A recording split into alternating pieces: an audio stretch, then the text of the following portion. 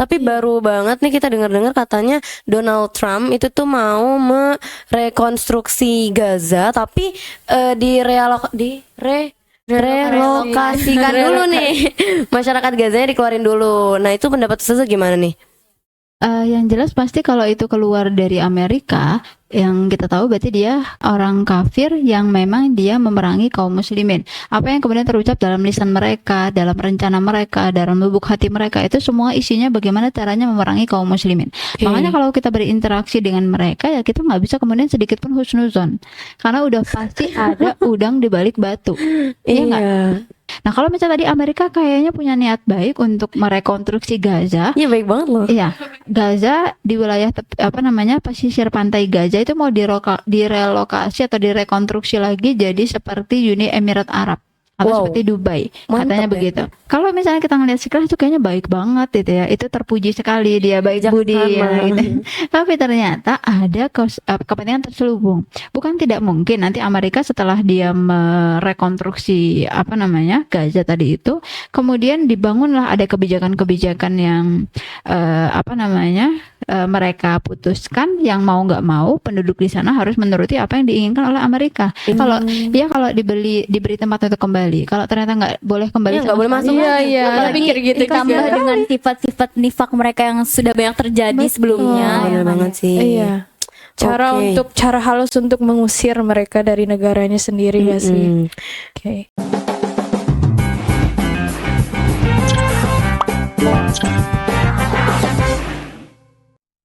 Assalamualaikum warahmatullahi wabarakatuh. Jumpa lagi dengan kita Najma Yulis, Naimatul Husna, Salihah Raudatul Jannah. Gimana nih para sahabat MSH TV, masih semangat nggak puasanya? Masih lah ya. Kita sekarang udah masuk 10 hari terakhir ya. Kalau kemarin kita syuting video yang tentang apa? Tentang kita tentang Ramadan. Ya, itu sebelum Ramadan tapi. Oh iya, betul. Apa tuh? Kok Ana merasa kayak sendirian gitu ya? Apa? Lihat nih, Ana terang, kalian gelap, maghrib gitu. Iya betul. Iya ya, tumben ya. Iya. Naima biasanya kan Naima terang. Iya, kalau Ana emang kayak udah suka gelap gitu. Naima kenapa nih? Tumben banget. Ya nih Ana lagi berduka cita banget. Kenapa? Berduka cita. Dengerin ya. Iya. Oke. Ana lagi berduka cita atas kasus korupsi yang semakin merajalela. Apa tuh? Tuh, yang 300 triliun, terus yang itu tuh yang apa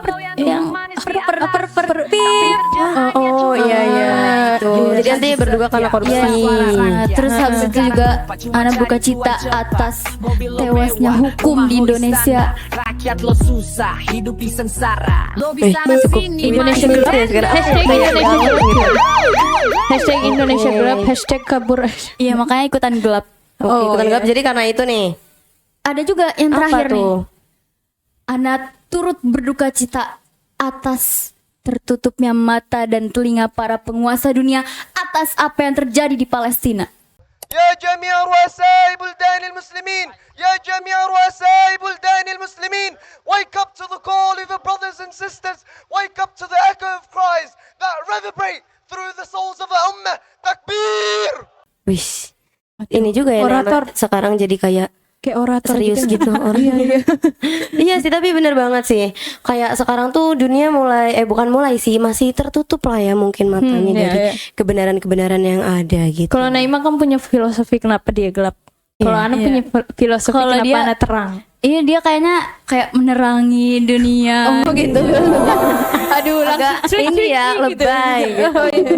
Tapi nggak apa-apa tau Sal, Anti nggak akan tenang sendiri pada hari ini. Kenapa coba? Karena siang hari ini nih yang kita lagi haus-hausnya ini nih, kita kedatangan guest star. Oh iya. Yang bakal terang-terang juga. Kirain kan kita duduk bertiga di sini kan enggak ada Naima. Naima ntar pindah. Oh, jadi Ana pindah juga. Iya, dia juga. Nanti saya juga sedikit pindah. Oke. Mau tahu guest starnya siapa? Mau dong. Kita udah tahu lah ya, Nem. Iya, udah tahu. Tapi kayaknya sahabat MSA juga mau. Oh iya, sahabat MSA TV juga kepo banget kan pasti. Betul. Jadi Langsung aja. By the way tadi kan kita nggak jadi deh. Apa? Kan tadi kan kita kayak ngebahas tentang mata dunia yang tertutup nih. Lebih spesifik nih ya. Hari ini kita akan membahas tentang Palestina. Iya, betul banget.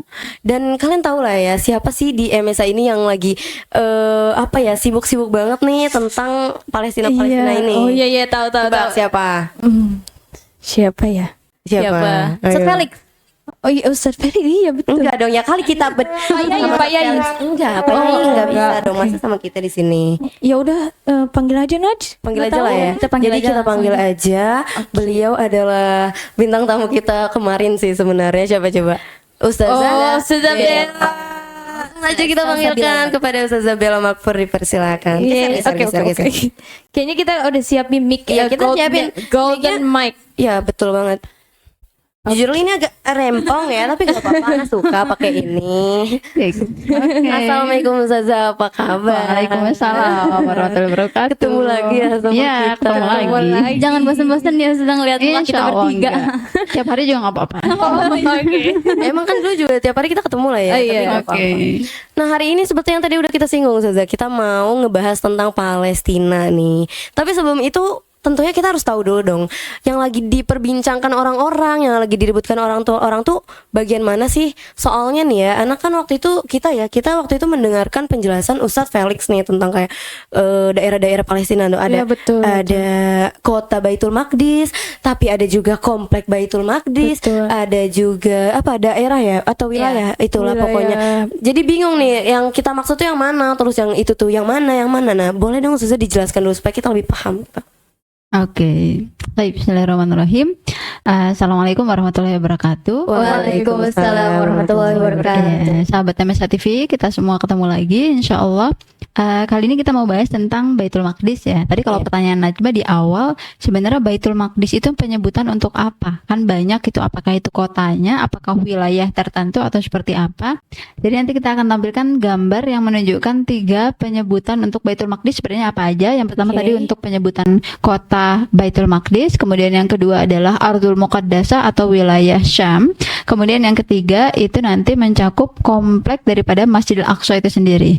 Nah, kalau misalnya tadi ditanya sebenarnya berarti Baitul Maqdis itu lebih condong kemana penyebutannya? Bisa tiga-tiganya. Kita mau nyebut Palestina yang sekarang dengan sebutan Baitul Maqdis, atau kemudian menyebut Ardul Muqaddasah atau wilayah Syam secara lebih luas, atau Masjidil Aqsa kompleknya itu kita sebut dengan Baitul Maqdis. Itu bisa dan sah-sah aja. Sah saja, jadi kayak nyebut semuanya Baitul Maqdis gitu. Betul. Karena kita Oke. pengen kembaliin penyebutannya itu sebagaimana terminologi yang dulu Rasulullah dan para sahabat pakai, yaitu Baitul Maqdis. Oke, Gitu. baik. Kalau yang kursi yang Al-Quds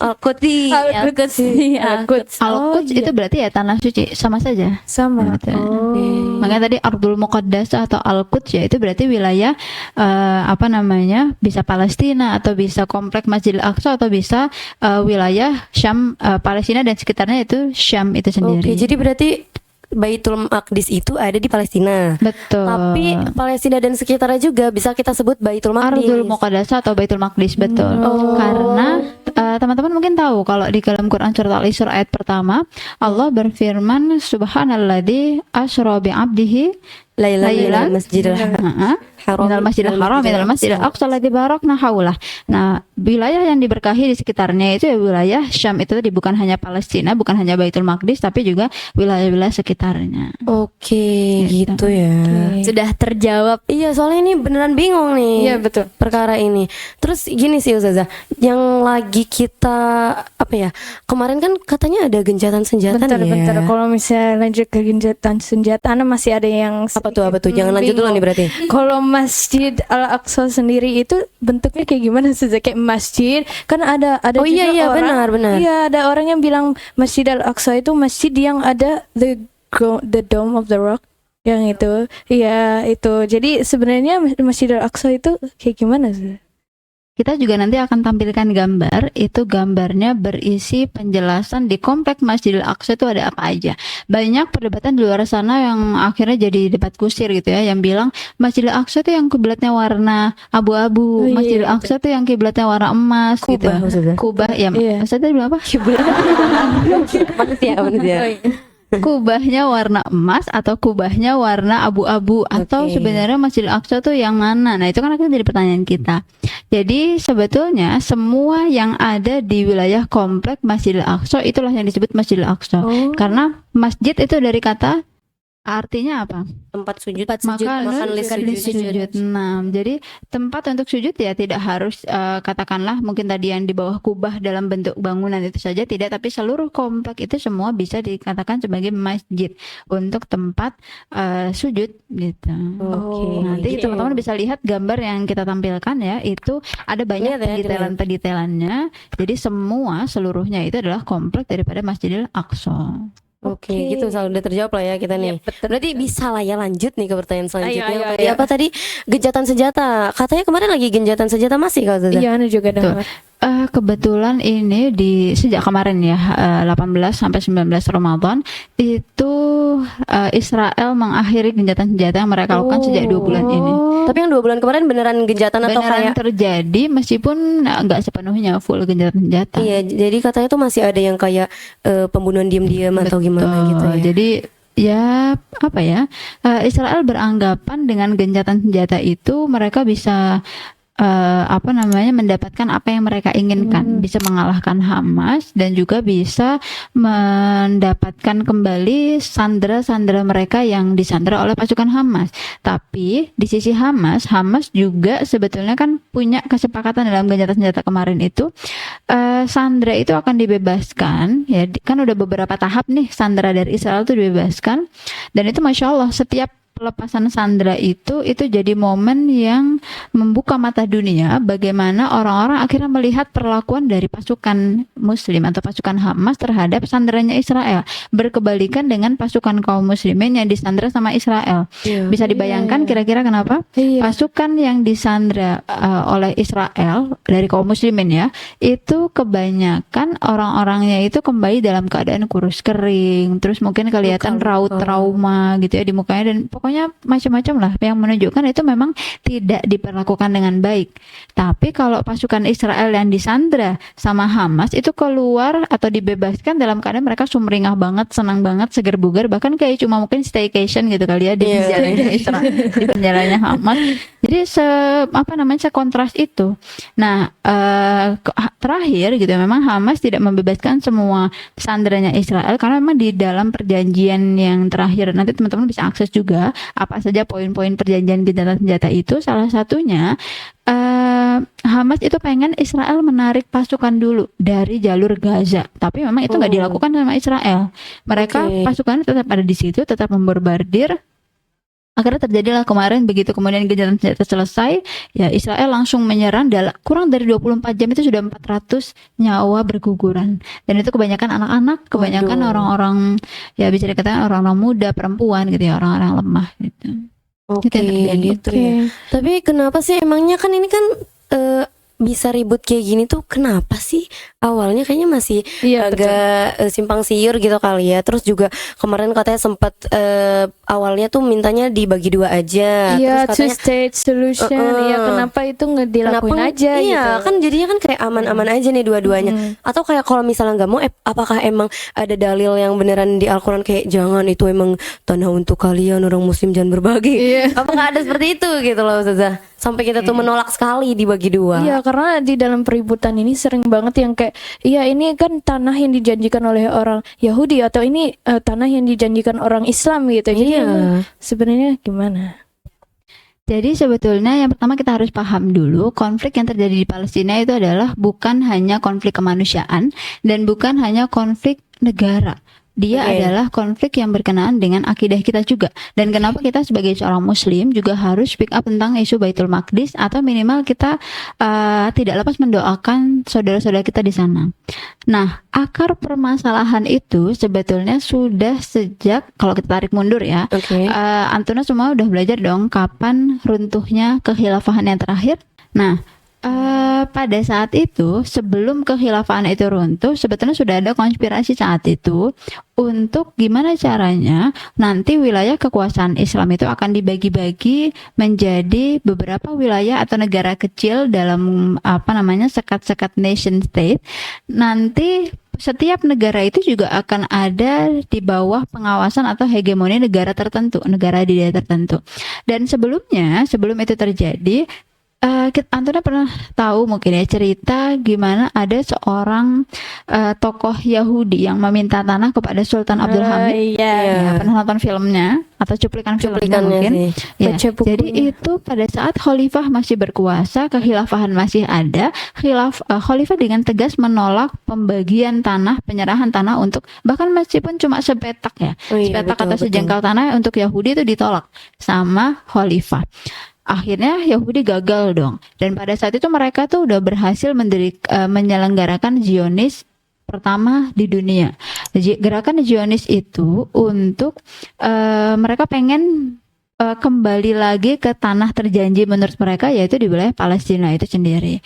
Nah, singkat cerita, khalifah tidak menyetujui, akhirnya mereka pulang dengan tangan hampa. Sejak saat itu mereka berazam, mereka bertekad untuk menghapuskan kekhilafahan supaya mereka bisa tetap punya mimpi, yaitu mendirikan mendirikan negara di sepetak tanah yang ada di Palestina atau di Baitul Maqdis. Oke. Dan ternyata benar, setelah konspirasi yang mereka lakukan, kekhilafahan mau nggak mau ikut Perang Dunia Kedua saat itu, akhirnya kalah, kemudian ya wilayahnya terbagi, dan saat itu sudah ada perjanjian namanya Sykes-Picot.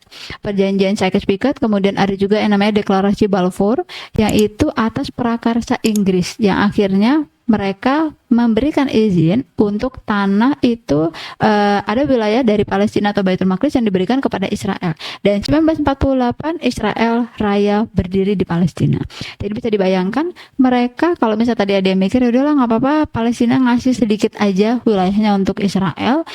Ternyata sedikit wilayah itu tidak cukup itu saja bagi mereka, karena Israel punya keyakinan bahwa tanah terjanji versi mereka itu seluas itu, dari tepi Sungai Efrat sampai Sungai Nil.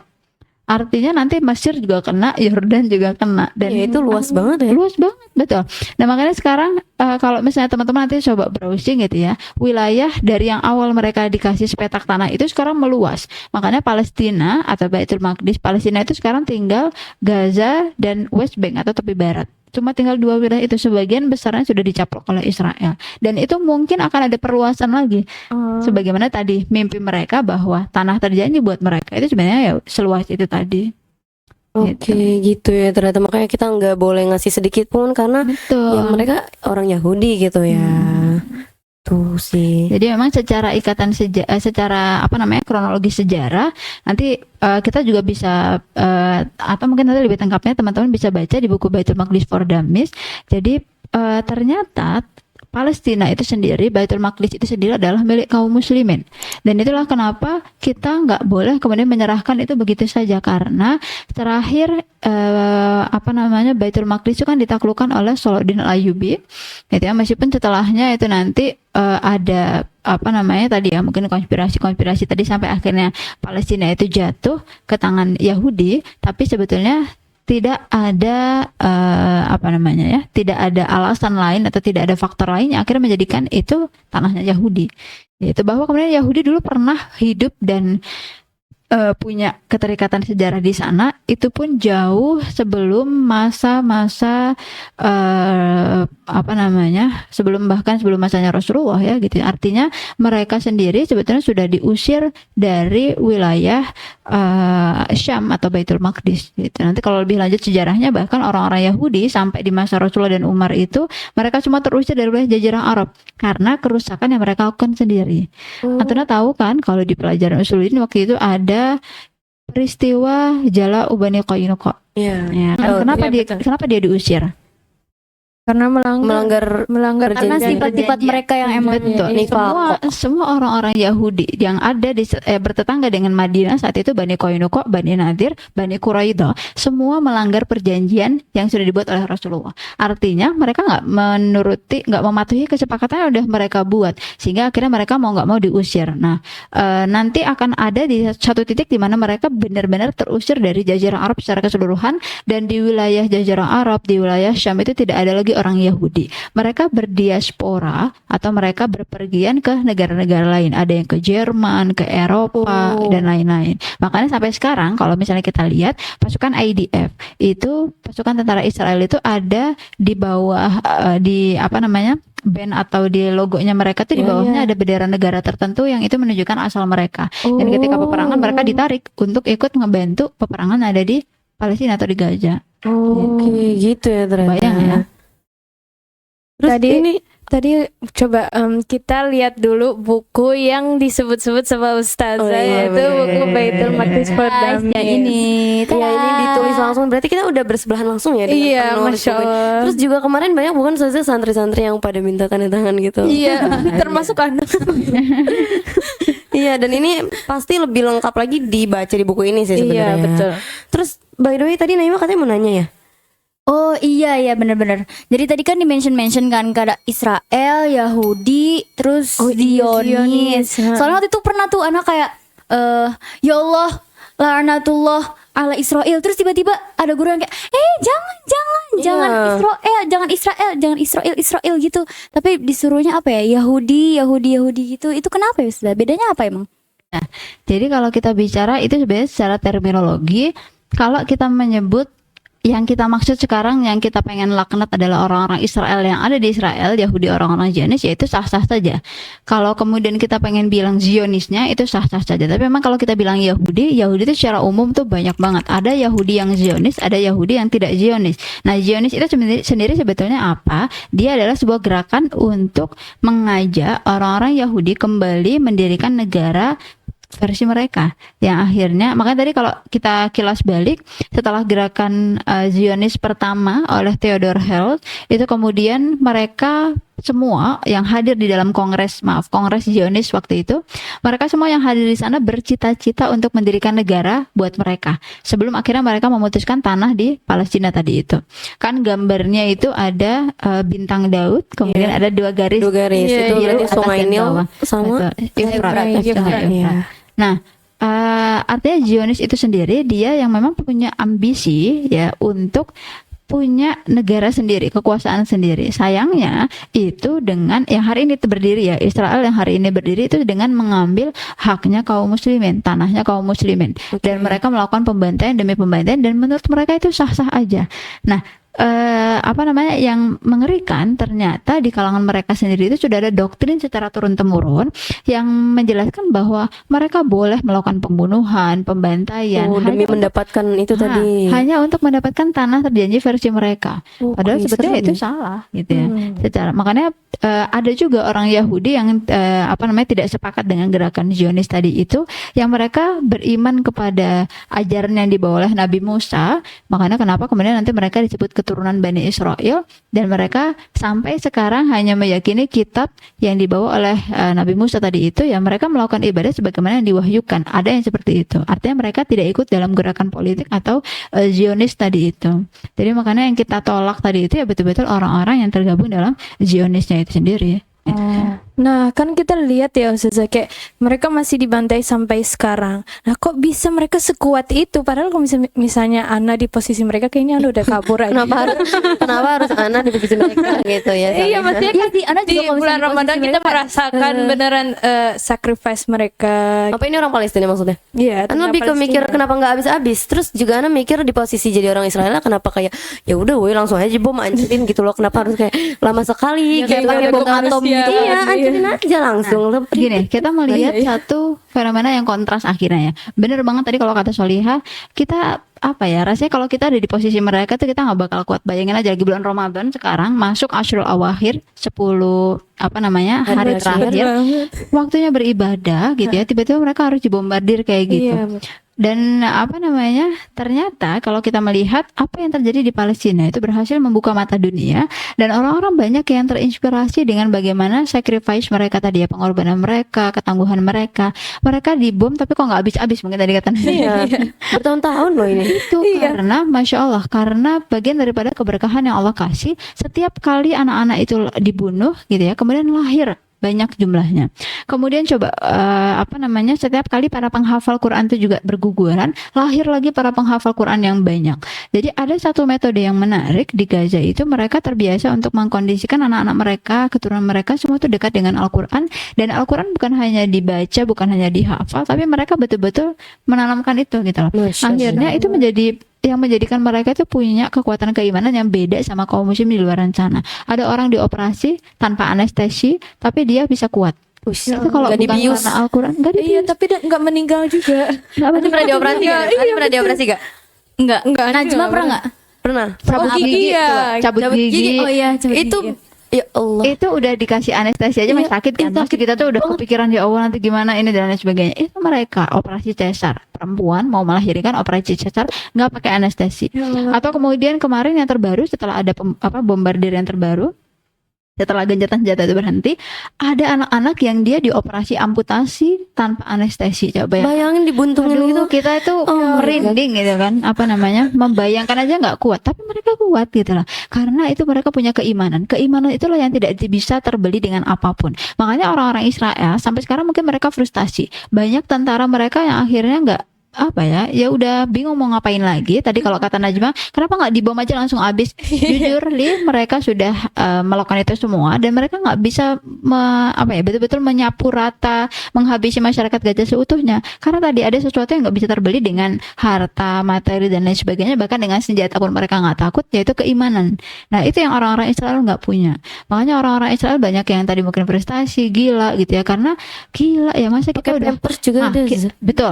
Karena mereka saking takutnya, betul, Iya, itu sampai terjadi. ngompol-ngompol. Jadi mereka Iya, saking betul. takutnya keluar dari tank Merkava mereka, Separno itu mereka khawatir itu kayak nanti kalau kita keluar dari tentara, tiba-tiba kita dibunuh sama Hamas dan lain sebagainya. Jadi mereka dipenuhi dengan kekhawatiran itu sendiri gitu loh. Dan sementara kaum muslimin, mereka mau menghancurkan tank Merkava yang beratnya ratusan ton itu, mereka cuma pakai kayak orang mau nongkrong pakai sendal atau bahkan nggak pakai alas kaki gitu ya, dan mereka bikin bom racikan. Bayangkan bom racikan dari botol segede botol Coca-Cola, Iya, Nilai kimianya pasti habis gede itu ya. cuma tinggal ditaruh doang, tank Merkavanya hancur. Ush. Sementara orang-orang Israel, pasukan Israel harus pakai pasukan seragam lengkap, lapisan keamanan berlapis begitu ya, dan mereka kalah gitu.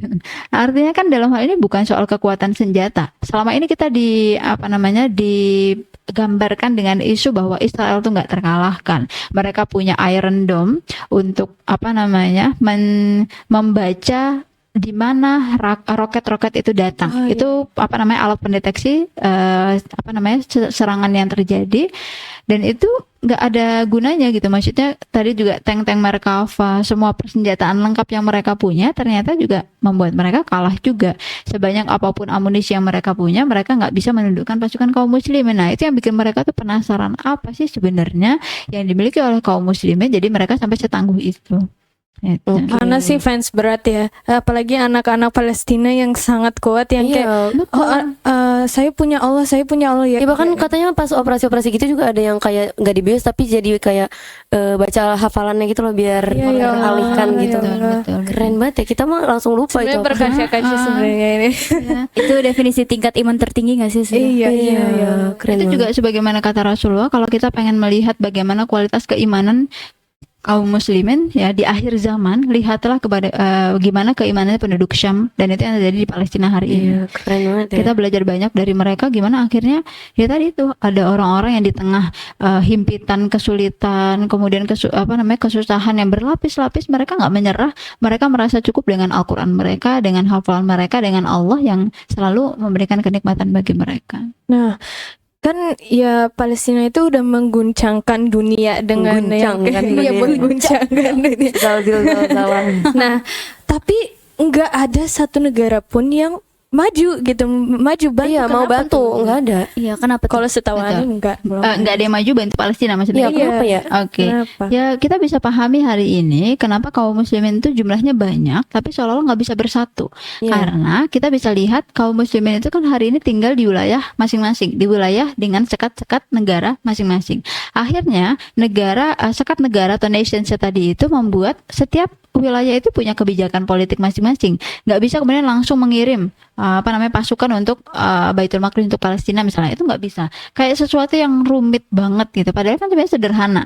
Kalau misalnya kaum muslimin, kan dikatakan kaum muslimin ibarat satu tubuh. Kalau ada sedikit bagian tubuhnya yang terluka atau yang sakit, atau ada misalnya yang sariawan di mulut, yang sakit seluruh badan gitu. Iya, sampai gigi sih, gigi paling Gigi. Nah, sampai kita nggak mood lah ngapa-ngapain. Tuh. Atau mungkin kakinya cantengan, itu padahal bagian kaki gitu kan. Ada nggak yang pernah cantengan? Bukan cantengan. Oh, bukan jantengan. Jadi itu kalau misalnya cantengan aja itu yang sakit semuanya gitu kan, kita jadi malas ngapa-ngapain. Nah itu gambarannya kalau seorang muslim satu tubuh, harusnya ketika ada sedikit bagian tubuh merasa sakit, yang lain juga ngerasa sakit. Tapi sekarang karena ada sekat-sekat tadi itu pembagian, seolah-olah kita nggak terkoneksi satu dengan yang lain.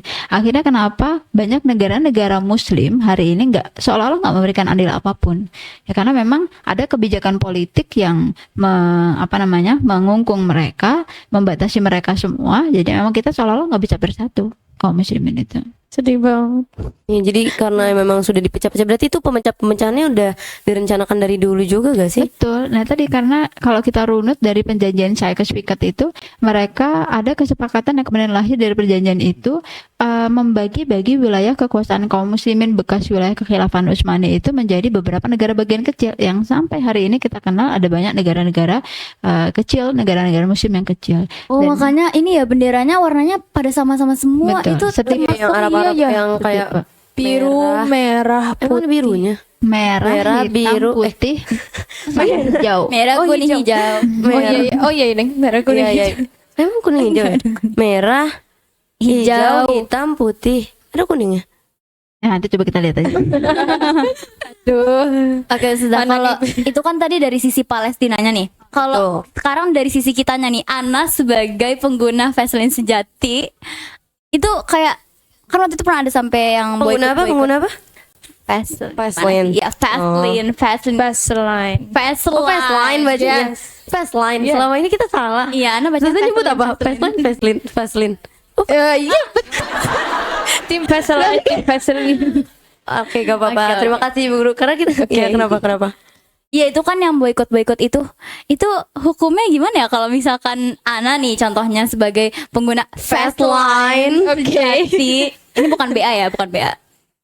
Itu hukumnya gimana tuh make-make yang kayak gitu, secara katanya produk-produk yang dari Unilever terus dari yang semacamnya itu Banyak tuh banget ya. membela Iya. membela Palestina, Atau misalnya Israel. kan kayak tadi kan diboykot gak boleh beli, tapi kalau misalnya dikasih atau misalnya udah terlanjur beli gitu, kayak misalnya sangat suka Coca-Cola gitu ya, waktu itu Ana sempat beli Coca-Cola, kemudian kayak ada yang marahin gitu, habis itu dibuang gitu sama orangnya, kan sakit hati. Kalau banyak minuman bersoda apapun itu nggak bagus buat Iya, kesehatan. tapi enak banget, itu enak banget Coca-Cola tuh. Jadi sebenarnya kalau ngomongin tentang boykot itu sendiri, sebenarnya dia berpengaruh atau enggak itu yang pertama. Dan juga gimana hukumnya tadi itu mungkin ya. Sekarang ya tadi kalau kita ngerasa kita melihat fenomena yang terjadi, Palestina terus dibombardir, terus kita ngerasa kita nggak bisa apa-apa, itu kadang stres sendiri. Iya. Kita ngerasa kayak kita punya kekuatan, punya tenaga, apa kita terbang aja kali ya ke Palestina? Pernah nggak ada yang mikir gitu? Pernah ada teman Ana tapi bukan Ana.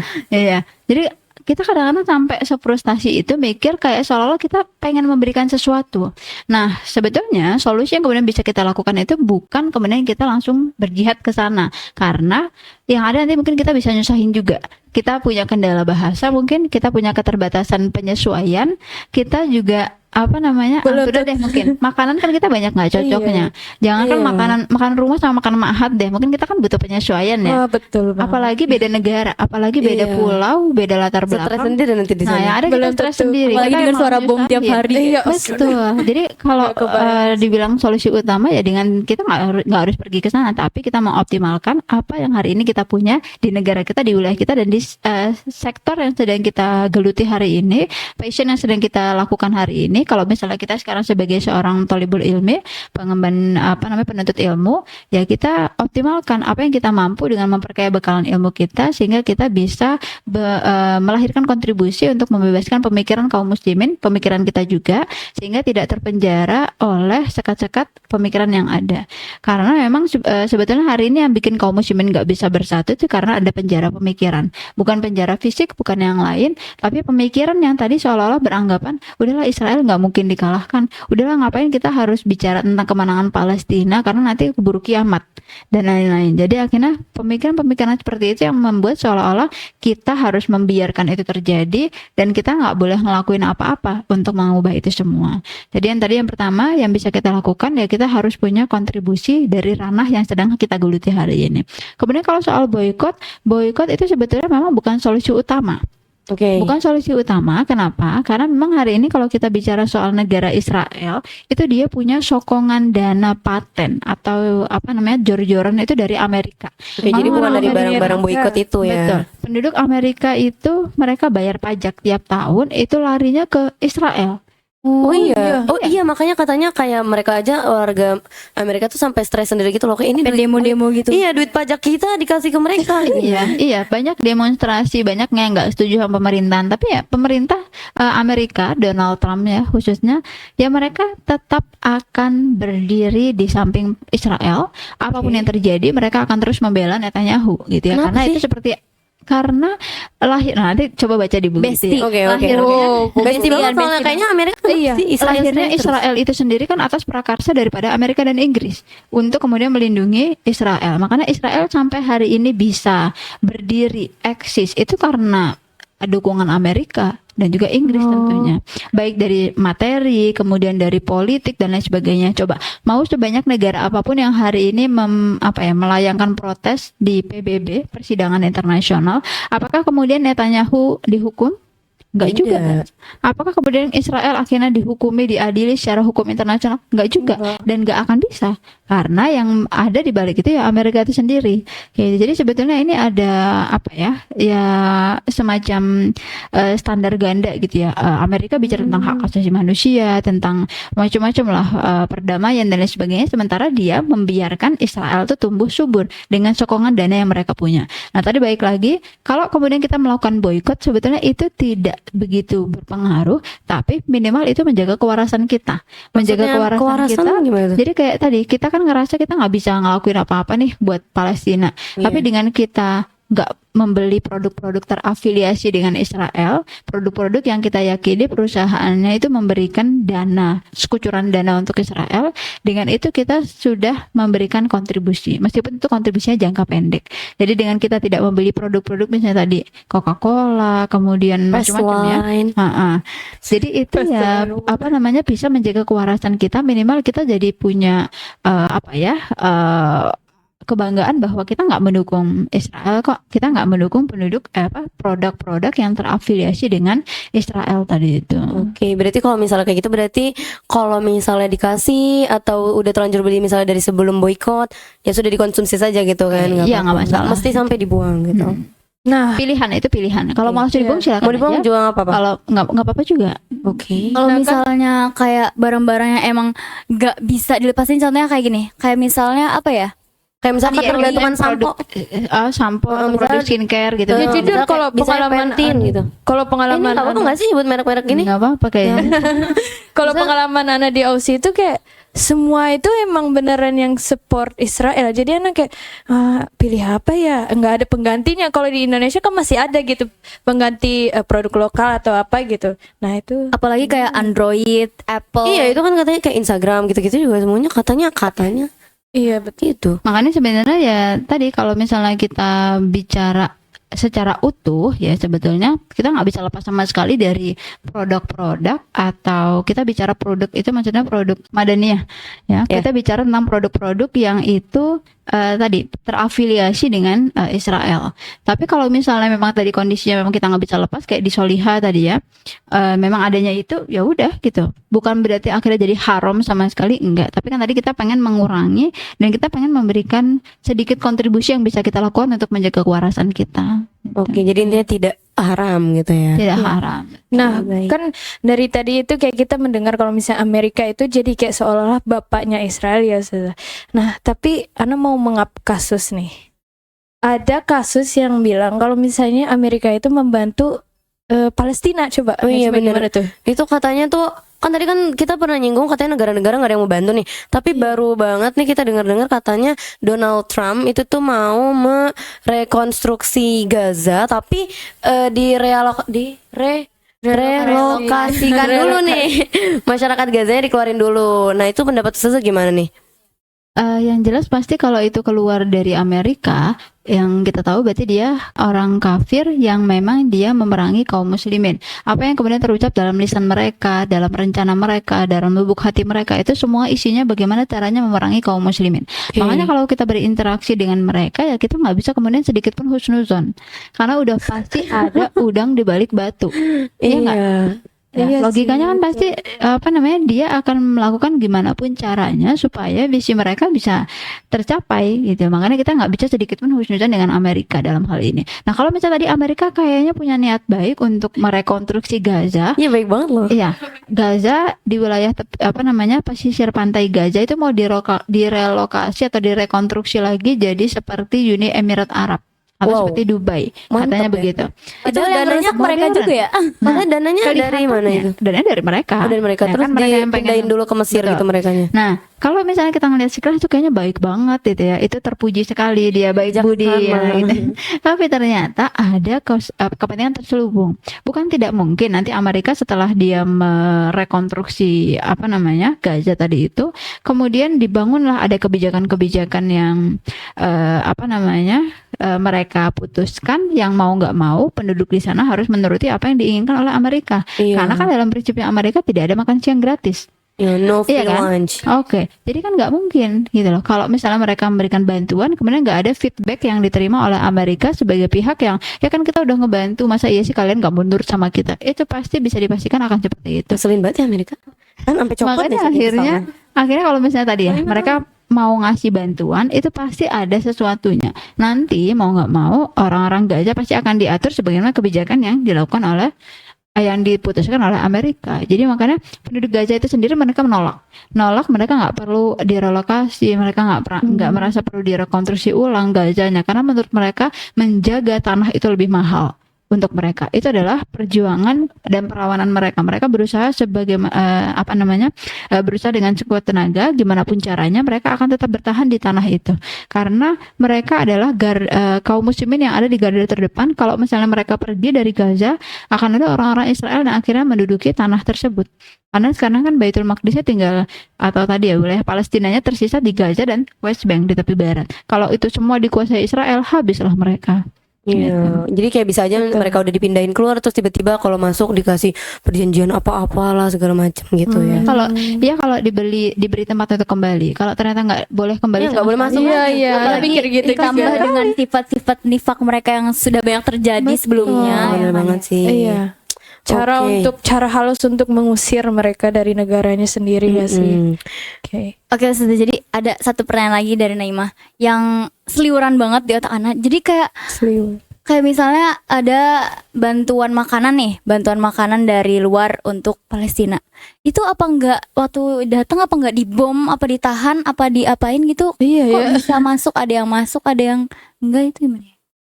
Faktanya sampai sekarang itu bantuan-bantuan kemanusiaan yang masuk itu tidak bantuan-bantuan kemanusiaan yang disalurkan ke Gaza tidak semuanya bisa masuk dengan selamat. Ada yang tadi itu ya kalau secara licik itu kan waktu itu katanya Amerika pernah memberikan bantuan tuh. Itu pun ngasih bantuan itu lewat drone diterbangkan gitu ya. Dan itu banyak akhirnya penduduk Palestina ketika mengejar yang itu dikejar-kejar itu ya, sampai ke laut, dikejar sampai ke laut sampai akhirnya kan mati meninggal ada gitu ya meninggal. karena ya digulung ombak dan lain sebagainya. Itu kalau misalnya orang ngasih sedekah misalnya gitu dengan dilempar-lempar itu kira-kira ahsan atau enggak? Tidak. Enggak dong. Itu Justru tidak agak merendahkan memanusiakan. gitu gak Nah, sih? tidak memanusiakan manusia. Nah, itu yang dilakukan oleh Amerika atau apa tadi ya? Kan katakanlah mereka sudah memberikan bantuan, tapi kan dengan cara-cara seperti itu ya, itu udah gitu kadang-kadang isinya zong, bukan bantuan tapi ada yang isinya bom. Coba. Oh ya Jahat banget. Anda juga pernah lihat ini, pokoknya waktu itu sempat viral yang Arab ngirimin kain kafan itu.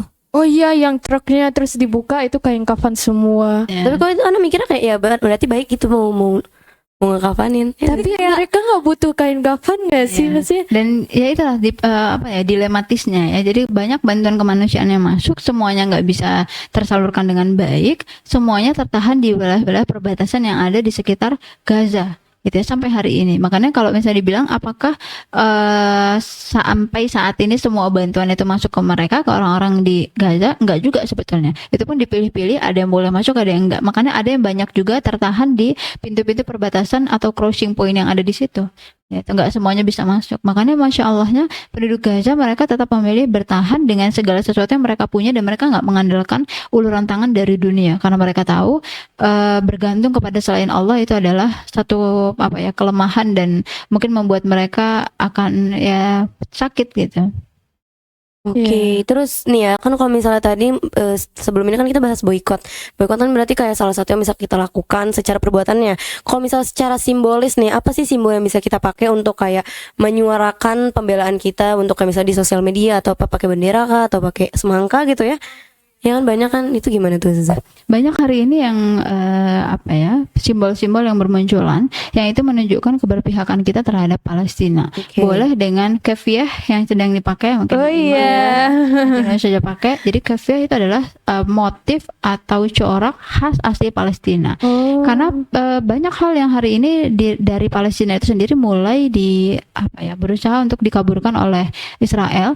Bahkan ada kemudian kemarin jurnalis dari Narasi TV itu bilang kalau ada salah seorang chef dari Indonesia yang dia mempelajari resep khas tradisional Palestina, karena resep-resep itu sudah mulai dihilangkan oleh Israel. Nah, ada juga yang begitu. Ada juga mungkin simbol perlawanan itu dengan simbol kunci, ya, kunci aja. Kenapa? Karena kunci saat itu diyakini sebagai kalau di gambar itu kayak ini mata, ini itu lubangnya, mata kalau itu kuncinya, locknya, lubang kunci. kuncinya, bukan Nanti di lubangnya. buku kedua itu kuncinya. Oke, ditunggu ya. Buku masih kedua. Masih proses. Ya, tadi balik lagi tadi, kenapa kunci? Karena sejak peristiwa Nakba 1950, penduduk Palestina kan banyak yang terusir. Mereka terusir, dipaksa keluar dari rumah-rumah mereka, dan mereka hanya membawa kunci. Dan sampai saat ini banyak orang-orang udah sepuh, orang-orang udah tua tuh memegang kunci itu dengan harapan nanti mereka bisa kembali lagi ke rumah-rumah mereka dengan membawa kunci yang mereka simpan. Tapi kan nggak ada rumahnya, udah dibom. Nah itu, makanya jadi keyakinan mereka untuk mereka bisa memiliki kembali tanah itu, mereka bisa kembali menyelamatkan tanah kaum muslimin itu masih mereka pegang kuat. Harapan mereka besar banget. Betul. Terus ada juga simbol semangka yang dipakai, ada juga simbol segitiga terbalik. Banyak sebetulnya simbol-simbol yang hari ini bisa menunjukkan perlawanan. Makanya dengan posisi atau peran apapun yang kita punya, yang penting kita senantiasa berusaha mengkoneksikan pikiran kita kepada Baitul Maqdis. Karena Baitul Maqdis dengan kita punya ikatan akidah yang itu tidak bisa dibeli atau dipisahkan dengan apapun. Kalau kemudian ada yang bilang hari ini ngapain sih kita ngomongin tentang Palestina, kita kan jauh banget. Kayak kita di Indonesia punya masalah, kita punya fokus yang lain, kesibukan yang lain.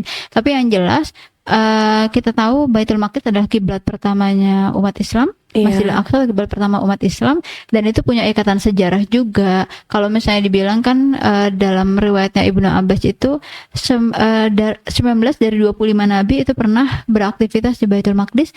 Artinya itu tanah yang luar biasa. Harusnya membuat kita penuh dengan keberkahan juga.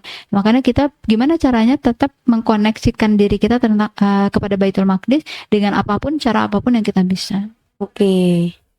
Berarti kita kayak dengan simbol bendera nggak apa-apa, dengan semangka itu nggak apa-apa, dengan segala. Yang penting kita paham kita tuh mendukung mereka tuh karena kita punya akidah yang sama gitu. Berarti Baitul Maqdis penting banget untuk seorang muslim gitu ya. Penting banget.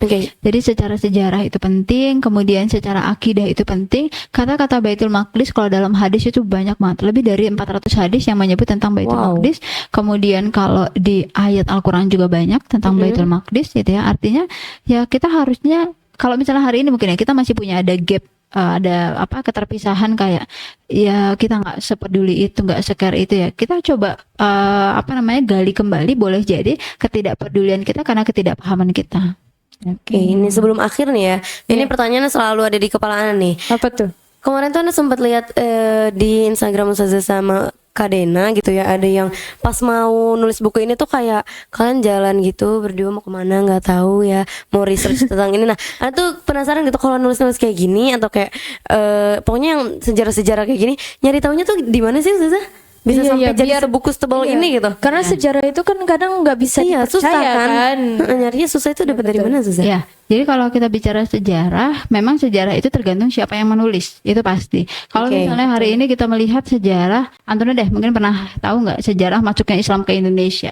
Yang Iya. kita pelajari itu kan kayak Islam itu tersebar di Indonesia karena ketidaksengajaan, karena ada Perdagangan, dan iya, sebagainya. betul. Padahal sebetulnya itu ada tersebarnya Islam di Indonesia kan bisa jadi karena kontribusi dakwah juga dong. Nggak mungkin kayak nggak sengaja nih dia akhirnya terinspirasi jadi Islam, atau karena pernikahan kemudian mau nggak mau jadi Islam dan lain sebagainya. Itu kan satu hal yang kayaknya nggak mungkin juga gitu. Pasti ada upaya serius yang ternyata kalau misalnya teman-teman pernah ada yang nonton film Jejak Khilafah di Nusantara, JKDN, itu kan diceritakan tuh secara runut banget gimana akhirnya Islam bisa masuk ke Indonesia, bukan karena ketidaksengajaan tapi memang ada upaya khusus melalui dakwah yang dilakukan oleh para ulama terdahulu.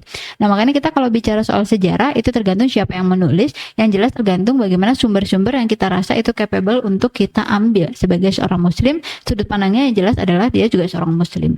Makanya kalau bicara tadi gimana proses nulisnya itu ya sebetulnya panjang juga ya, karena Antuna tahu ya Ustazah kan juga hari-hari sama Antuna gitu ya. Kita ngajar apa segala macam, tapi kita juga pengen meluangkan karya gitu ya, melahirkan karya yang itu juga bisa memberikan andil bagi kebangkitan umat, yaitu kebangkitan pemikiran umat. Oke, baik. Nah, pertanyaan terakhir banget. Terakhir banget nih. Oke.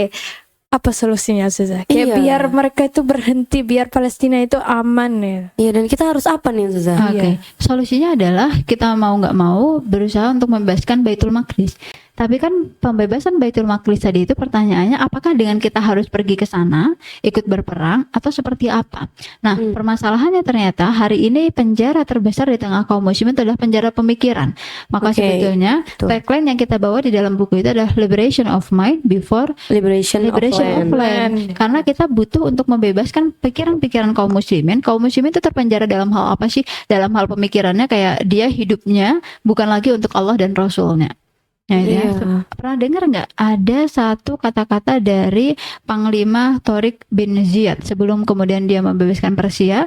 Jadi dia tuh pengen membebaskan manusia dari penghambaan. Oh pernah, tapi lupa. Tahrirul ibad min ibadatil ibad ila ibadati rabbil ibad.